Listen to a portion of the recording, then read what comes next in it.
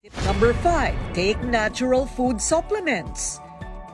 Sa isang balanseng pagkain, hindi din nawawala ang mga food supplements na maganda din para sa ating katawan. Tulad ng sikat na organic barley. Ang gulay na ito pampalakas ng immune system. At kasama si Dr. Victor Escueta, isa ding integrative medicine specialist. Ipinaliwanag niya ang kahalagahan ng barley sa katawan.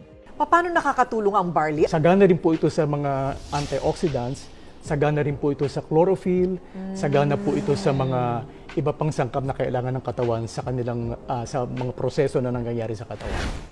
Ayon sa masusing pag-aaral ni Dr. Yoshihide Hagiwara ng Japan, ang barley mayroong 16 na mineral, 18 amino acid, 16 na vitamins at enzyme. Mainam din daw sa mga may sakit na cancer ang barley.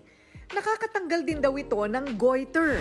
Gaya ni Asep Madridano na natanggal ang goiter at mga bukol sa liig tulong ng organic barley. So pinagtiisan mo, Asep, yung goiter mo ng gaano katagal? Way back 2008 po, meron na po akong goiter na for operation po, ma'am. Ang sabi sa akin, bukod sa bukol sa gitna ng leeg ko, meron pa po akong kaliwa o kanan na maliliit po. Na doon sa maliit na bukol, meron pong maliliit na cyst na dapat talagang operahan po, ma'am.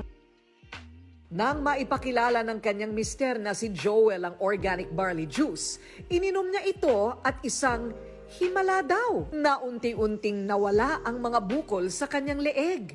Nawala probably po yung kanyang bukol dahil nga po nakorek yung hormonal imbalance, lumakas ang kanyang immune system.